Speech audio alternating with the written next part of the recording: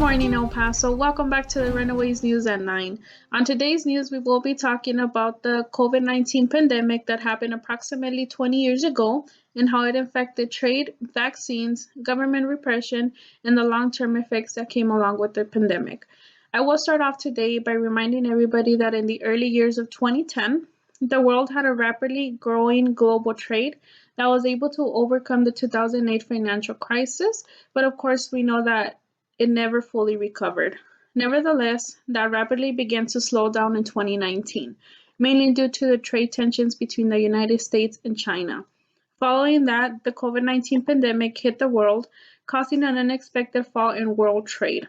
That is because the companies were forced to shut their businesses down, and also because employees were not able to return to work because they were exposed to the virus and got sick, which leads us to understand why the importing and exporting systems were not able to properly work without people or demand. For example, we know that the US has opted to move their production outside of China since the pandemic happened and has not been able to for the past 2 decades. But unfortunately, it has not been fully successful since China is one of the largest goods trading partner. Nevertheless, after the trade war with China ended, their trade has slowly started to fade. And as the global trade with China started to fade, the European Union has become more open to international trade. Along the same lines, the trade with Canada has decreased because import for oil has been decreasing throughout the years. With people not owning cars like they did before, there is no need for large imports of oil into the United States. There is more people owning electric cars than gas-powered cars. We have yet to see what the future will determine for the economy and the World Trade Organization. Now, let's transfer you with Kayla, who will be providing us with a vaccine update. Go ahead, Kayla. I, Kayla Melendez, will be discussing the COVID-19 vaccine. The goal of the vaccine is to provide and trigger a safe response to any possible infection. Many countries, including the United States, Germany, Russia, and China, have all had numerous vaccine candidates under development. With the rapid rise of COVID-19 deaths and cases, these countries have aimed to have a vaccine ready by the end of the year. The rate of development of this vaccine has been incredibly fast, like we have never seen ever before. However, many health professionals have raised concerns about the efficiency of the vaccine due to the rapid and fast rate that it has been developed. On November 9, 2020, Pfizer has announced that its coronavirus vaccine has been more than 90% efficient. The President of the United States, Donald J. Trump, and his administration have stated that they have provided Pfizer $1.95 billion in support of the mass distribution and manufacturing of this vaccine.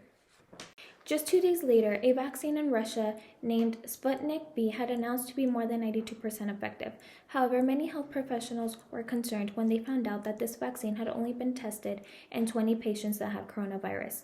In contrast, the Pfizer vaccine had been tested on 94 patients that had the coronavirus.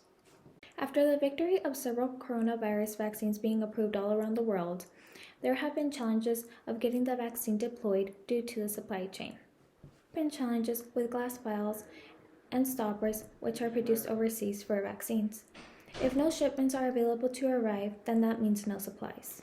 After several years of the initiation of the coronavirus and the vaccine finally being manufactured and distributed, life still hasn't become back to normal. Many individuals have still been living in fear from this coronavirus. Less traveling has been seen and more mask wearing has been normalized. More conflicts within social discourse have also been increased. Suicide rates have increased as well, including more depression like never we have seen before. Transitioning to another topic, the coronavirus has also been used as an excuse to increase repression in many countries, including Venezuela, Turkey, and China. Autocratic governments use the coronavirus pandemic as an excuse to increase repression. Leaders around the world have been accused of taking advantage of this virus to grab even more power.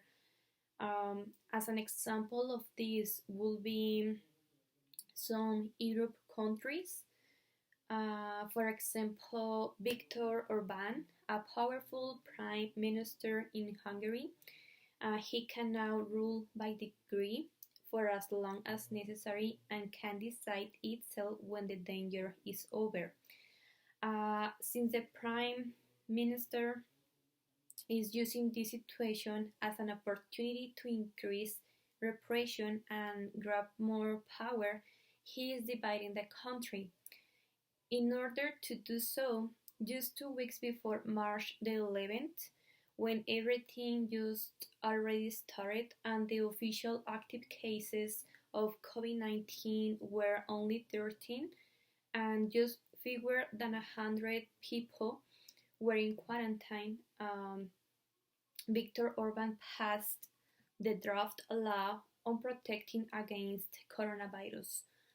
By this time, the country had declared a state of emergency that banned incoming travel from China, South Korea, Italy, and Iran.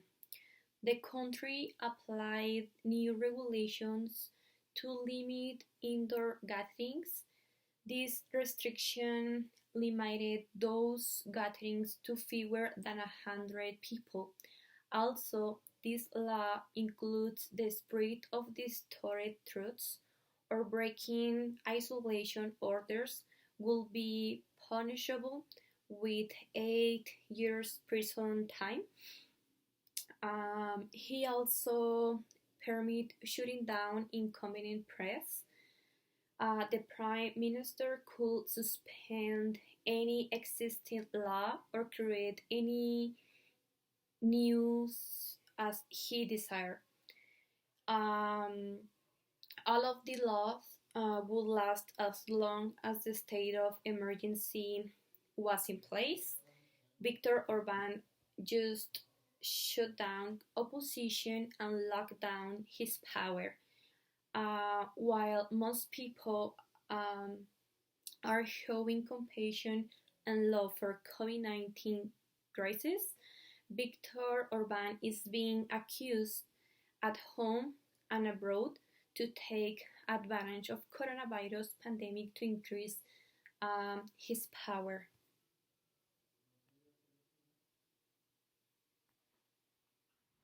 Thank you, Karen, for your report on repression. Now we're going to talk about the lasting effects that COVID-19 had on unemployment rates. Years after COVID-19 took a toll on the labor market in the United States and all across the globe, we can still see the lasting effects that have lingered.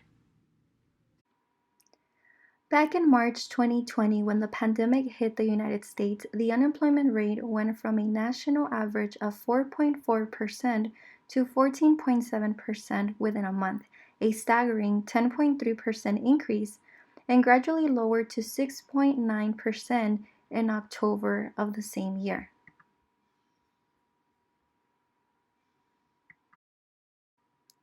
Similar trends were noticeable in other countries, such as China, whose unemployment rate spiked to 6.2% in April of 2020, but lowered to almost pre-COVID-19 numbers by the end of the year.